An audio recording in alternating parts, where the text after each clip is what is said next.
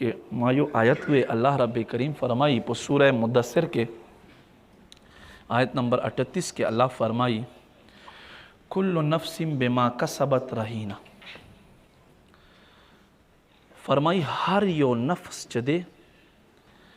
دا د خپل عمل په بدل کې غاڼه دی غاڼه پیژنې غاڼه دی ته وایي چې یو انسان پیسې پکاري پیسې او څوک داسې د ته قرض نه ورکړي ورته وایي چې یاره دې په بدل کې پیسې زه درکوم خو ته ما ته دې په بدل کې یو قیمتي شیز راکه چې کله ته ما ته پیسې برابرې کې بیا راشه خپل شیز له ما نه واله دې ته وایي ګاڼه څه ورته وایي اردو کې رهن ورته وایي عربي کې هم رهن ورته وایي او اردو کې ګیروي لفظ هم ورته استعمالیږي پښتو کې مونږ وایو ګاڼه کول اوس الله رب کریم مونږه عملونو په بدل کې مونږ دا ځانونه چې دي دا ځان سره غاڼه ایښودي دي څه شی ایښودي دي مونږ ته فرمایل چې تاسو به حج کوئ تاسو به زکات ورکوئ تاسو به منځونه کوئ تاسو به عمرې کوئ تاسو به نیک اعمال کوئ چې دا نیک عملونه ما طرف ته ګورئ توجه ګورئ دا خبرې به تاسو نه اورېدلې دی خو ګورئ چې کله تاسو دا عملونه وکئ نو دا عملونه به تاسو ما ته راکئ او د دې په بدل کې تاسو نه چې ما جهنم کې کم د تاسو ځانونه ایښودي دا به رانوالی فرمایي کل نفس بما کسبت رهینه الا اصحاب الیمین فرمایي هر یو نفس چې د خپل عمل په بدل کې غاڼه دی خو که نه دي نو هغه اصحاب یمین دي حضور بغداد شیخ عبدالقادر جیلانی رحمت الله علیه فرمایي دا څوک دي دا اصحاب یمین فرمایي هم الطائرون الی الله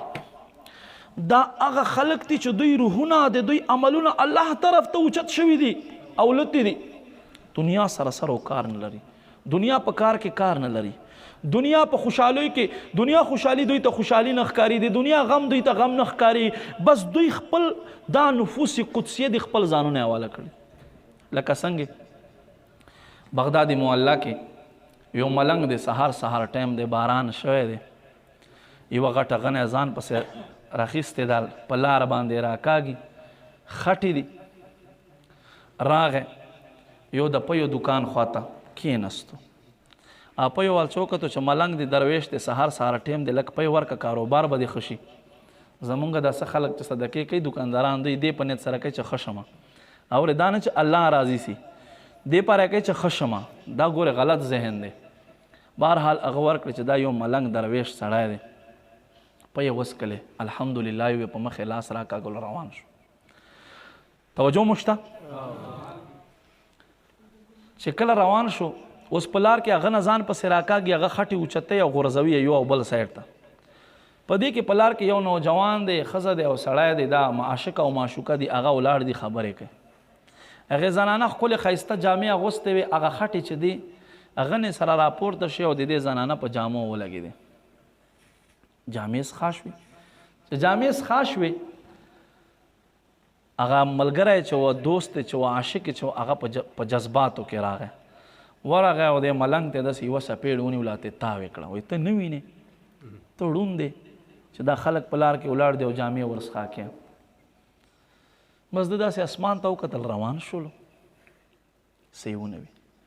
به لږ ټایم تیر شو هغه زنانه بره کور ته خطه په پوړو باندې خپه یې وښیدله راغوزار شوه سر یې مات شو په موقع مړه شوه چې په موقع مړه شوه خلک بیا ملنګ پسې راغه لکه څنګه چې پولیس وال که ته ښه هم کوې که نه چېرته یو مړه یا زخمي ورته وښایې که نه ته به ښه کې الله رضا دی پر خو دوی دې بیا نه پرېږدې تفتیشونه به ته نه کوي دې له جاته خلک اوس چېرته په روډ باندې څوک مړ شوی ورته ودرېږي نه دې حد ته مونږ مسلماني ورسېده ولې وایي چې بیا به زه تاریخونه تېروم بیا چېرته و بیا څنګې وه او بیا تاسو کول او بیا داسې و تفتیشونه شروع شي بیا به ټول عمر تاریخونه تېروي لاړ میکانه قانون دی بهرحال ما عزتمندو خلک ورپسې راغو ګوره ته ځان ته ملنګ وایې ته ځان ته درویش وایې تا نه دومره صبر نه کېدو یوه څپېړې ووهلې نو تا خیرې وکړې هغه د ښځه راغوزار شوه مړه شوه هغه وخندل وایي ما خو خیرې نه دي کړې چا وایي چې د خیرې وکړې یا وګوره ښځه را پرېوته او سر یې مات شو مړه شوه دا خیرې نه دي نور څه وایي خبر داسې نه ده خبر داسې ده چې ګورې د دې چې کوم عاشق و هغه غیرت پې باندې وکړلو چې کله ما ته پی میلاو شو ما په مخ لاس راکا ګوغ سړي ته مې دعا وکړه مې چې الحمدلله یا الله صفتونه ستا لره دي چې کله زه مخ په سپېړې باندې ولم ما اسمان ته وکتل چې عجیبه نظام دی چاله لاسه پی راکې او چاله لاسه سپېړې راکې ما خیرې نه دي کړې خو چونکې دغه عاشق په خپلې معشوقې باندې غیرت وکړو زه یې ووهلمه مونږ هم که په لارو کې ګرځو اسې خو نه ګرځو که نه هغه ذات په ما باندې غیرت وکړه ښځه یې ورته راغوزار کړه ورمه یې کړه نو حضور بغداد فرمایي هم الطائرون الی الله دا هغه خلک دي چې دوی الله طرف ته پرواز کوي دوی دنیا سروکار نه ساتي هېڅ سروکار نه ساتي حضرت شیخ عبدالله رحمت الله علیه ډېر یو کامل ولی الله تیر شوی دی هغه هم دقسې واقعات دي حضرت سیدنا شیخ عبدالله تستری رحمت الله علیه د داسې کار روزګار نه حضرت خواجه بایزید بیستامی رحمت الله علیه هغه هم دقسې الله طرف ته به سبقت ساتلو بس دوی به دې کتل الله په ذکر به مستو یوه ورځ ښځې ورته ووې وایي ته خو ټوله ورځ ذکر کیا بس تسپې دې اخیستي خو چیرې سړی لاړ شي کور کې څه نشته دي سړی لږ دیاړي وکړي مزدوري وکړي وی صحیح ده ښځې چې ته ووایې لاړ به شمه راغی اوس وایي چې زه به چا ته دیاړي والا وایم لاړو ځنګل کې کېناستو چې ځنګل کې کېناستو وایي یاره ما خو بس دغه یوه دیاړي زده دی چې تا ذکر کوم نوره دیاړي او په دوی کې څو نه پوهېږم بس سهار نه کېناستو مازدیګر شو چې مازدیګر شو راپاڅېدو چې راغی ښځه ورته وایي دیاړي ته تللی وایي هاو وایي بیا مزدوري اجرت وایي بس په تادی کې ترې راغمه ما خو سوچ هم نه وایي ښځه سبا به بیا ترې راوالې ښځې لږ لالچ هم کوي سبا بیا ترې راوالې وایي ټیک په سبا باندې بیا راغی چې راغی اوس وایي چې ودره صبر وکړه لږ لیټ شي چې کور ته لاړ شمه لږ لیټ شي کور ته لاړ شمه چې ښځه مې دمه شي چې ورغی لیټ ورغی ښځه ورته وایي خاونده راغې د خیره سره څه دې وکړو دی وایي سبا به بیا په یو ځي باندې ترې راوالمه سبا درېیمه ورځ دی وایي صحیح ده سبا یې راواله په سبا باندې هم لاړو کېناستو ذکر کوي وایي یا ربه ما خو بل څه نه دي زده خو بس تا خواته راغلی یم ستا یادومه ما خو تا سره تعلق دی زه صرف تا پیژنمه دنیا خلکو سره ما تعلق نشته دی خو څه وکړو ښځه مې تنګی نو زه کومې خواته لاړ شم بهرحال ما عزتمندو په درېیمې ورځې دوی چې ښه تیاره شي ښځې سره به مې وسواس وي لږ به فکر وي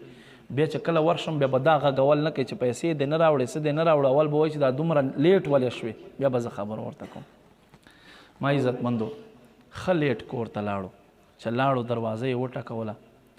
وروره د زما کور حالت بدل شوی دی هر طرف ته بورۍ پکې پرتې دي د وړونو او د دنیا شیزونو راشن پروت دی او ښځه ښه خوشحاله دی حشاش بشاش چې څنګه ورغی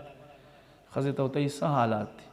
وایي دومره لیټ شوې چېرته تللی وې دومره دې ناوخت کړو هر څه مې درله تیار کړي دي ته خبرې نن مونږ کور ته یو سپین پوشی سړی راغلی و هغه دروازه وټکوله دا دنیا راشن یې رادن نه کړو او ما ته چې کله وتو ما ته راوګرځي ما ته ویې چې ښځې خاوند ته وایه روزانه مونږ ته دیاړي ته راځه دقسې حجرت په مونږ تعالی رالیږو چې ته مونږ سره تعلق ساتې مونږ به تا سره تعلق ساتو چې ته مونږ یادوې مونږ به تا یادو چې ته په مونږ غیرت کوې ته په مونږ ننګ کوې مونږ به په تا باندې غیرت کوو مونږ به په تا باندې ننګ کوو نو الله فرمای الا اصحاب الیمین مگر د اخی طرف ول چې دي دا مستثنا دي دا بیل شی خلق دي دی یوه بیله دنیا دی د دنیا محبتونو نه لرې اوسي د دنیا تعلقاتو نه دا خلق ځان مست نه پکې ساتي دا یوه بیله دنیا دی ما عزتمندو قدرمندو تا نه له ما نه له هر چا نه الله رب کریم دا بدن اخیستی دی او په جهنم کې ګاڼه ایښودی دی کل نفس بما کسبت رهینه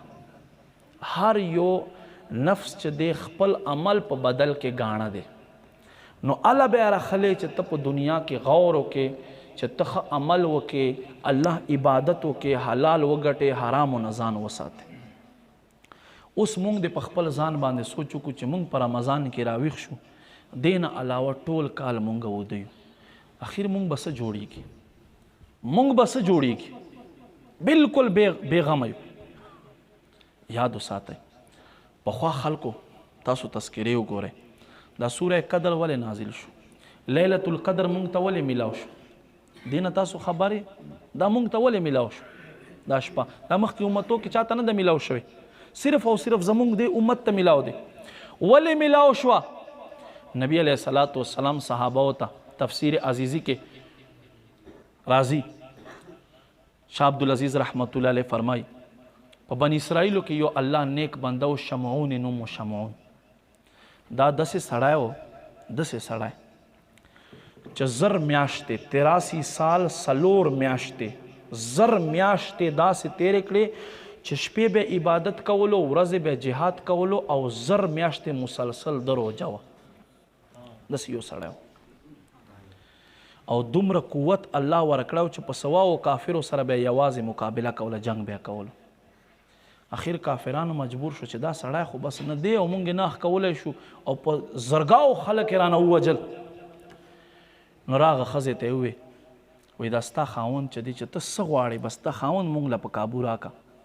مونږ د دنیا مال و متاع هر څه به تعالی درکړو. ښځه بې وفا وه، یو خو عقل لاسته کمزورې ده،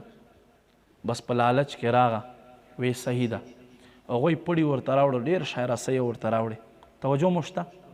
ټولو توجه ده؟ ښه بس بنده وې دا یو دوه خبرې کوم بس به یې بندوم.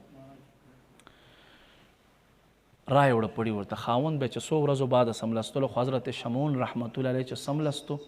بس ښځه ورغه ښه مضبوط یې وتړلو چې دوی ته حواله کړه. چې راپاڅېدو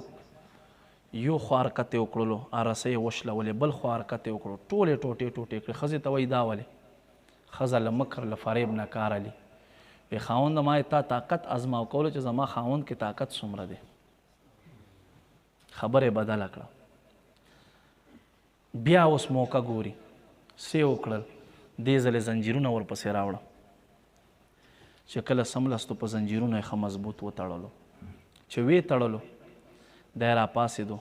بیا یې حرکت وکړلو، بس حرکت کولو سره ټول زنجیرونه مات کړل. وی ښځې دا ولې؟ وی ما وی چې پړي رسۍ خو دې ماتې کړې، د ما خاوند زنجیرونه کړی ماتولی شي که نه ما تا طاقت ازماو کولو. دلته د یوه خبره وکړه، راز خبره وکړه. راز سړی ځان سره ساتي. زه بار بار دا تقریرونو کې وایم مونږ رازونه خو دې ځي ته راورسېدل چې که چېرته په ګاونډ کور کې چا بیلچه پکاري که نه، یاره ته صبر وکړه زه راځم کور ته لاړ شي، څنګه فلانی راغلی دی بیلچه غواړي، څه پروګرام دی.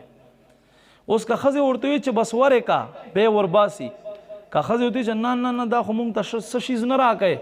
نورې څه کې خیرات مونږ ته نه رالیږي. پوه شوې؟ ډېرې ښځې بیا داسې پسې ووایي چې خیرات کو مونږ فلانو ته مه ورلیږي، دوی چې خیراتو کې مونږ ته نه رالیږي. مونږ خو بدل نه کړو، الله رضا دی که نه الله رضا کې خدا نه. نبي علیه السلام فرمایي هغوی له ورکوئ چې څوک تاسو له نه درکوي، هغوی سره تعلق جوړوئ چې څوک تاسو سره تعلق ماتوي. او زمونږ دا نادانې ښځې له دین نه لرې، دا نه چې ښځې بدې دي، ښځې بدې نه دي، دا د بیبي حوا اولاد دی، خو ناپوهي ده، جهالت دی. نو که چېرته ښځې ورته ووایي چې نه ما ورکوه، بیا دی راوځي یاره نن څویمه ورځ د بیلچه مې وکتله خو کور کې نشته، پته نه چې ګاونډیانو کې چا وړې ده.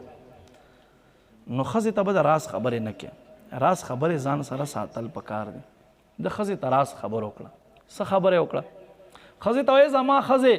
د دنیا یو پاور، د دنیا یو طاقت ما مقابله نشي کولی، خو زما دا ویښته چې دي که څوک زما 3 ویښته وتړي بس زه به کابو شمه. د ده ویښته څومره و؟ د ده ویښته تر خپو پورې اوږده و، دومره اوږده ویښته یې و. په شریعت کې جایز و، زمونږ په شریعت کې صرف چې په اوږو ټچ کېږي، دې نه زیات ویښته پرېښودل نشته. سنت صرف دا 3 دي، یا دې نرمې حصې پورې، یا دې نرمې حصې ښکته پورې، یا دومره چې اوږې ټچ کوي. دا نن سبا دومره خلکو دا نوجوانانو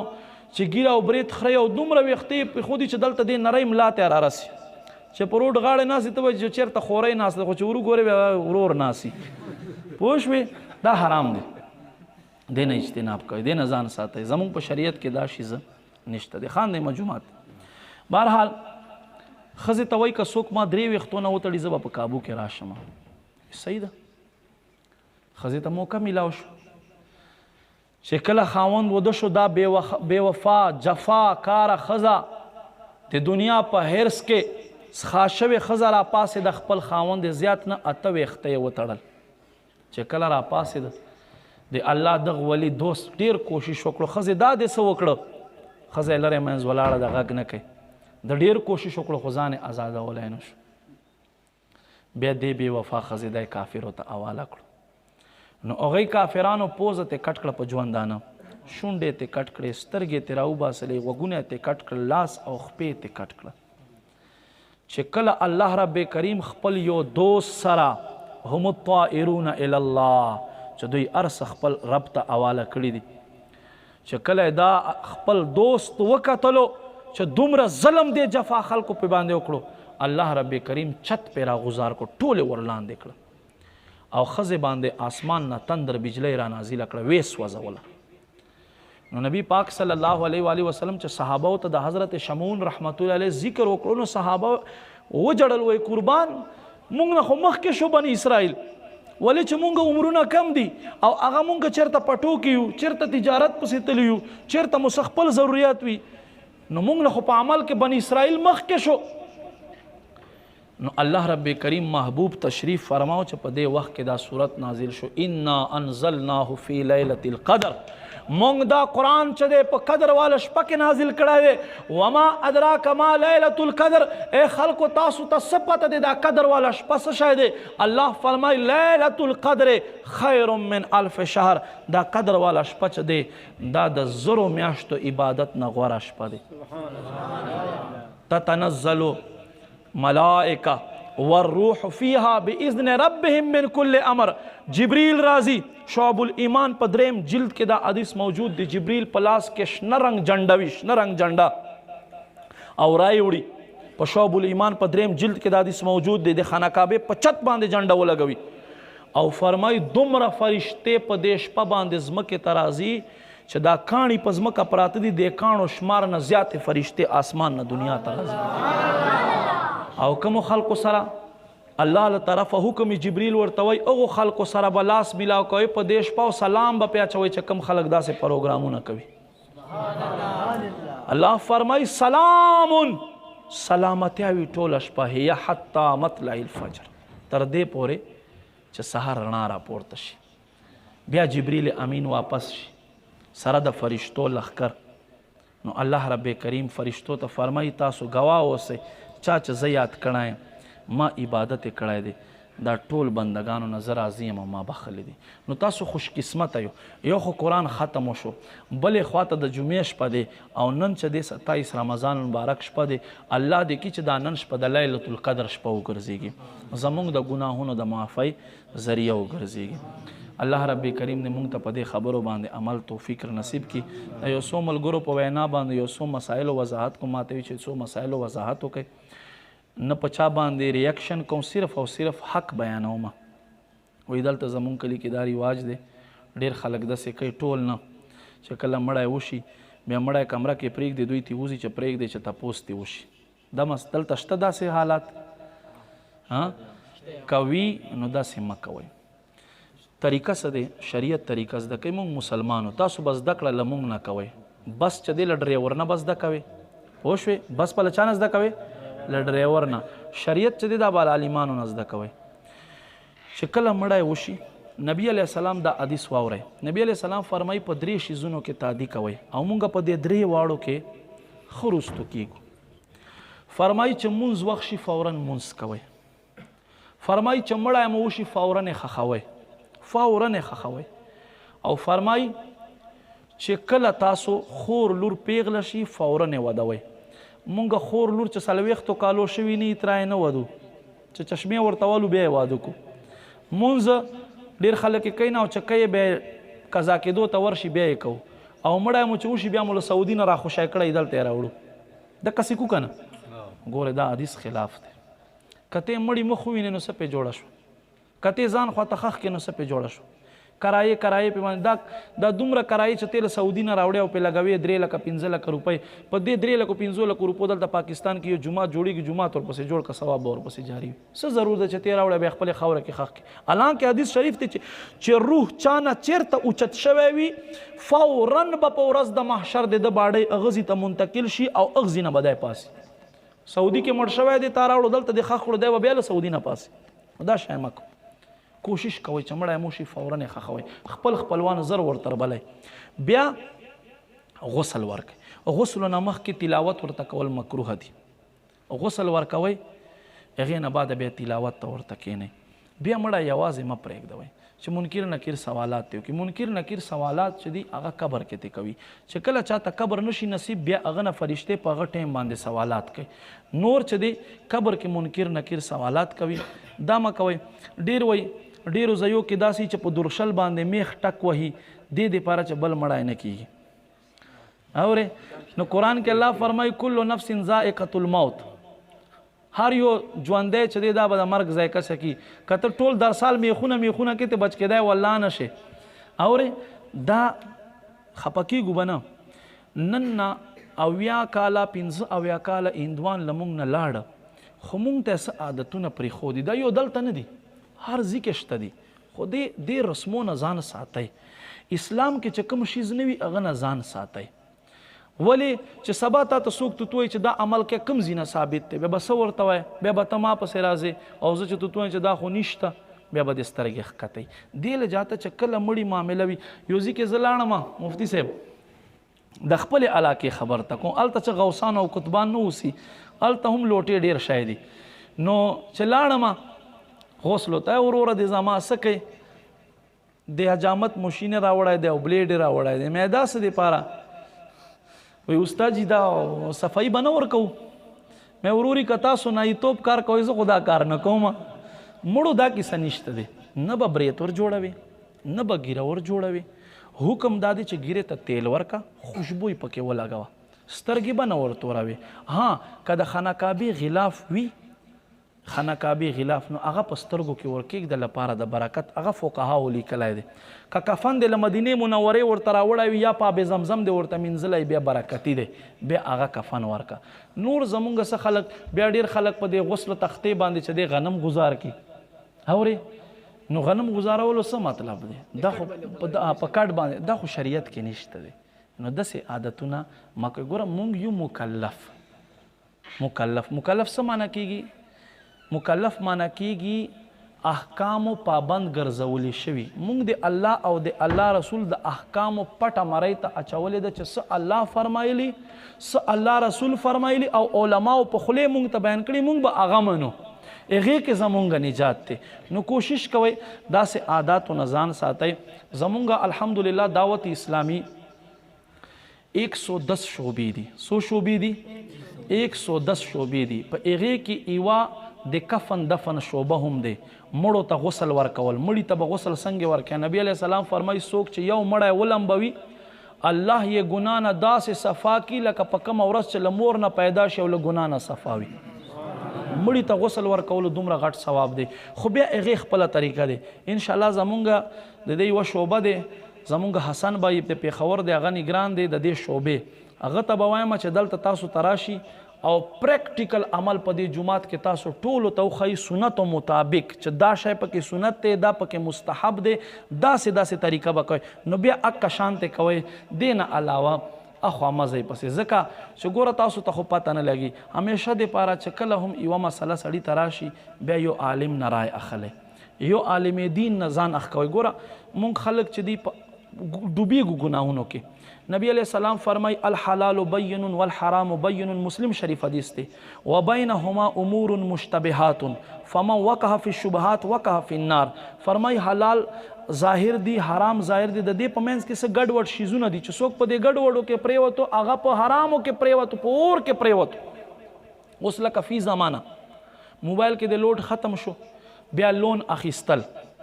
100 روپۍ به ټیلیناروال د تراولیږي چې کله ته یې زیلوډو کې تا نه به 25 روپۍ کټ کړي دا پاک سود دی ولې چې پیسو په بدل کې تا نه پیسې کټ کړي هلته نسیه ټیم پکې راغی دا سود دی دې نه ځان ساتئ ښه بیا جایز کیشوال چې دی جایز کیشوال چې کله ته خپل اکاونټ ته کلاو کړی جایز اکاونټ چې کله ته پیسې بل چاته ورولېږي نو پیسو په حساب سره چې کله ته پیسې بل چاته ولېږي نو دوی به تا ته منافع درکوي دا هم سود په زمره کې راځي دې نه ځان ساتئ کوشش کوئ ولې چې داسې نه چې معمولی خبرو په وجه سره موږ د جهنم مستحق وګرځېږو. کوشش کوئ عالم نه تپوس کړه ټیلینار اکاونټ ته کولاو کړو، ټیلینار اکاونټ نو تا ته چې پیسې دي 1000 روپۍ یا 2000 روپۍ د په اکاونټ کې پرتی وي روزانه به 50 منټان دي که 100 منټان دي دا دوی را لېږي دا پاک سود دی. ولی نبی علیہ السلام فرمائی هر هغه یو قرض چې په د باندې فایده نفع جاری کیږي فرمائی فهو ربا دا سود دی.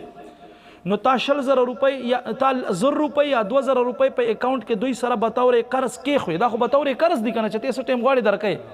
تا کېښوي او د دې په بدل کې تل دوی تا ته 100 منټونه درکې یا 50 منټونه درکې یا SMS درکې، نو دا قرض باندې ته فایده اله او قرض باندې فایده اخیستل دا سود دی. زمونږ امام صاحب چې چاته قرض ورکړلو امام اعظم ابو حنیفه رحمت الله علیه د هغه سړي د دیوار سوري لاندې به امام صاحب نه تېرېدو، سوري لاندې به نه تېرېدو، وای دا به په فایده کې راشي. نو کوشش کوئ، مطلب مې دا دی، غرض مې دا دی چې کله مړی وشي کلی ته عالم راغواړئ. او همیشه اکثر زه ګورم تاسو ځي ته دلته مفتي صاحب ډېر راځي، بیا مفتی صاحب نه تپوس کوئ چې جی دا څنګه دی دا څنګه دی دا څنګه، لکه دومره اوس جهالت چې یو مړی وشي او ته اجامت مشین رغواړې او بلیډ رغواړې څه دپاره سنت په ور جوړو نه. چې دی ژوندی و په ده باندې شریعت احکام وه، اوس چې دی مړ شو دنه احکام ختم شو، بس په مسلمانو باندې کم احکام دي هغه به د متعلق اوس ادا کوي، نور په ده باندې څه احکام نشته دی. نو دې کې کوشش کوئ سره خفه کېږو به نه، دین به زده کو، له عالمانو نه به زده کو، په خوش مزاجۍ سره به زده کو، په محبت سره به زده کو. چې نه پوهېږو بیا به ورته وایو وینا به ورته کو، بیا به ورته وایو چې راشه پوهه مې که نه شومه پوهه. زه خپل ځان متعلق درته وایم ما نه کروڑ حاضله تپوس کوئ، زه به انشاءالله په دې باندې نه خفه کېږم. خو دا څه داسې معاملات دي هغې کې لږ ځان ساتئ، ګریز کوئ، داسې نه چې مونږ یو کار ته ثواب وایو او الټه مونږ ګناهګار شو. دا ډیر عادتونه زمونږ په معاشره کې داسې دي، ناوې چې کور ته رادن نه کوي نو څه خلک داسې وکړي چې کور ته رادن نه کړي نو وروسته اوبه پسې شیندي، څه خلک چې له کور نه وباسي اوبه پسې شیندي، څه خلک چې کور ته رادن نه کوي نو په شکرونو کې غنم ورته ایښودي وي، چڼې ورته ایښودي وي. دا دې دپاره چې دې راتګ سره زمونږ په کور کې دا زیات شي، د دې راتګ سره نه زیاتېږي، په دې عمل سره نه زیاتېږي، زیاتېږي به پسه چې کله دا نیک وي، دا د شریعت پابند وي، دی دیندار وي، بیا که ته نه غواړې زیاتېږي به، او که ته دا عملونه کوې او دی دیندار نه که ته غواړې هم نه زیاتېږي. نو دې کې کوشش کوئ، خفه کېږئ به نه، تاسو ټول سیدان یې، زمونږ د سر تاجونه یې، سخته خبر مونږ تاسو ته کولی نو ځکه چې تاسو د نبي علیه السلام آل یې. اصل علم چې دی، اصل علم دا د ستاسو د کور شیز دی. بېله خبر دی چې اوس نن تاسو دنیا پسې منډې وهئ، روپو ته مو ترجیح ورکړه او خپل نبي علیه السلام دین مو پرېښو. حالانکې دا 21 رمضان چې دی ښکته مونږ جومات کې خبرې هم کړې، حضرت علی رضی الله تعالی په شان کې اهل بیت مقام خو ډېر لوی دی. حضرت علی رضی الله تعالی عنہ فرمایي 4 آسماني کتابونه دي. څو کتابونه دي؟ د دې ټولو کتابونو نچوړ چې دی الله رب کریم دا ټول احکام هر څه دی په قرآن کې بیان کړي دي، او فرمایي بیا د قرآن دا هر څه دی دا ټول به الله په الحمدلله په 9 آیتو کې بیان کړي دي، او فرمایي بیا د الحمدلله کې چې دا ارس الله په بسم الله کې بیان کړي دي، او فرمایي بیا دا هر څه دی بسم الله کې دا ټول الله رب کریم دا بسم الله دا با ټکی دا نقطه چې دی کنه په دې کې ایښودي دي، او فرمایي خبر یو فرمای اغا با ټکی علی زیم، ابا ټکی علی زیم، اغا با ټکی فرمای زیم، دا نقطه چې دی، دا نقطه دا با والا نقطه چې دی فرمای دا نقطه زیم. اوس نقطه چې دی نقطه څه ته وایي؟ نقطه څه ته وایي؟ چې کوم مین سینټر وي او دې نه ایر دا ګرد دایره تاویږي، دا مین سینټر چې د تاسو پرکار کچا استعمال کړی په خوا به چې 4 ریاضي وي نو پرکار استعمال د پرکار به چې داسې کیښو او ستنې شانتې سر به او سوری به وکړو، دې منځ ته نقطه وایي، نقطه. او دې نه دا چې په منځ باندې کېږدي او ایر دا ګرد تاو کې نو دایره تاو شي. څه شی تاو شي؟ نو دایره تاو شي. نو حضرت علی رضی الله تعالی فرمایي چې زه هغه نقطه یم که څوک ما ته رانږدې وي خو د پرکار د دایره کې به دننه وي، او چې څوک ما ته رانږدې نه وي که نه بیا چې څنګه د پرکار دایرې نه اخوا دې خوا څه پراته دي دقسې دا خلک به هم اخوا دې خوا تاویږي. دومره د علم غټ غر تیر شوی دی. او دا د تاسو وراثت تاسو د علي اولاد یې نسب یې د پیر بابا رحمت الله علیه اولاد یې پیر بابا رحمت الله علیه د حضرت علی رضی الله تعالی عنہ نسل نه دی نو ما عزتمندو کوشش کوئ دین سره محبت علماء سره محبت کینئ شریعت مسائل متعلق تپوس کوئ الله رب کریم دې مونږ ته عمل کولو توفیق نصیب کی آمین بجاه النبی الامین صلی الله علیه و آله وسلم